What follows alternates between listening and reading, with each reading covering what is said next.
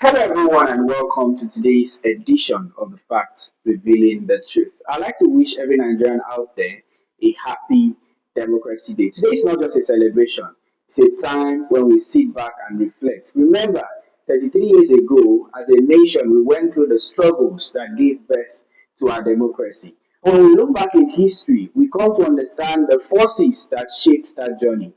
First, we understand that there was oppression. People were governed, but voices were not being heard.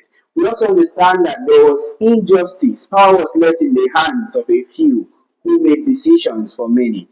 We also understand that there was resistance. People came together, sacrificed their comfort because they wanted their voices to be heard. From history, we can also infer something deeper. If oppression led to the rise of democracy, then democracy should be able to suppress oppression. If injustice led to democracy, then democracy should be able to suppress injustice.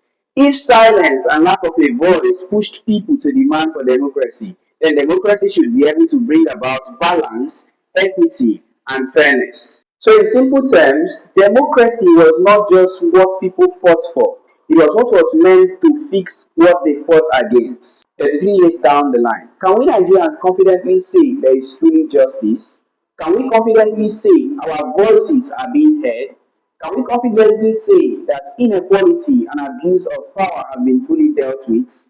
I believe we all know the answers to these questions. So if democracy has failed to address all these issues, the question then becomes, what version of democracy are we truly experiencing? If you ask me, I will tell you we're experiencing what I call the pseudo or false version of democracy. A system that exists only in structure but not in substance. Today, I'm going to be sharing three things that have contributed to pseudo-democracy and could possibly keep us there if left unchecked. The first reason why we are experiencing pseudo-democracy is this. We have learned to normalize everything that happens. What should shock us no longer shocks us.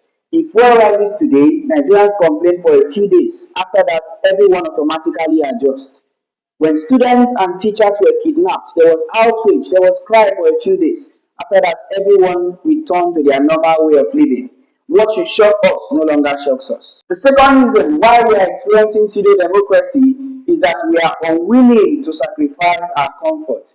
Even if our neighbors are kidnapped, even if bandits kill people from our streets, as long as we can still go to our offices, we can still open our shops, attend classes, we are okay with that. We remain silent. Even if life becomes increasingly difficult, as long as we can still go about our normal daily businesses, we remain silent. In fact, some people believe that speaking up or protesting is meant for people who are jobless or irresponsible. So we rather stay silent and protect our comfort. The third reason why we are experiencing pseudo-democracy is that we have failed to learn from history. If we truly understood how democracy was born, and it was born through sacrifice, through struggle and resistance, then we would understand what it takes to sustain it.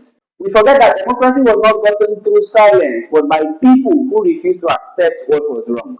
My dear brothers and sisters, if we must experience true democracy, then we must be willing to speak up when things go wrong. We must be willing to sacrifice our comfort, and we must be willing to learn from history. As we look ahead to 2027, Nigerians will once again get the opportunity to shape the future of this nation. So you, go and get your PVC.